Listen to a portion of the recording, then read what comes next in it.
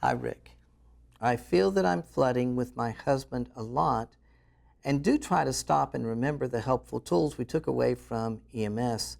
I feel that we don't have any productive communication between the two of us. I want to talk about things that are helpful, not hurtful.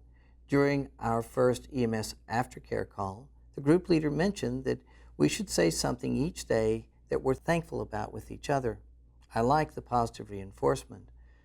But besides me, the betrayed, continuing to ask him the same questions over and over, looking for validation in his answers, is making him mad and upsets me.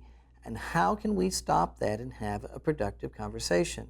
I feel that he doesn't stop and help me, but sometimes he feeds fuel to the fire. I have a couple of suggestions for you. One, if you might consider writing all your questions down that you can think of and put them in a fishbowl. And each night, you and your mate agree to just read one question and see if you can deal with that one question. Oftentimes, that particular approach is helpful. And when you're dealing with those questions, if it doesn't make sense, his answer, ask him to try to answer the question in terms of what it was not just what it was. Sometimes looking at it from the other perspective eliminates some of the questions you might have in your mind and can help you find a good place. For example, if you're asking a what question, such as a comparison question like, what is it that was more exciting about being with this person than with me?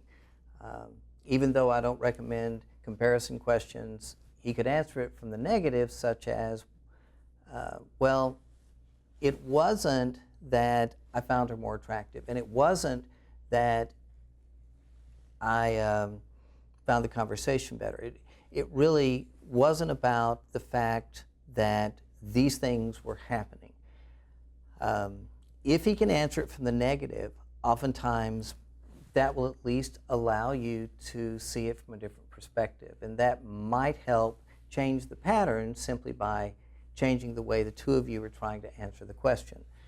My second suggestion would be his taking a course such as the Hope for Healing course, where he can learn ways of, I think, holding on to himself and find ways to respond to you that are going to be more helpful.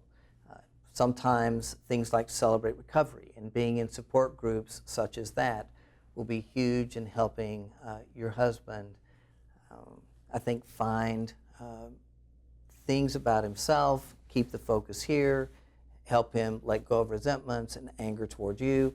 That's another great approach. Finally, potentially you doing work, both individually and doing something like Harboring Hope can be helpful, because as you heal and you work with your flooding, it allows you to hold on to yourself, and that may also provide a pathway for the two of you to have a more productive conversation.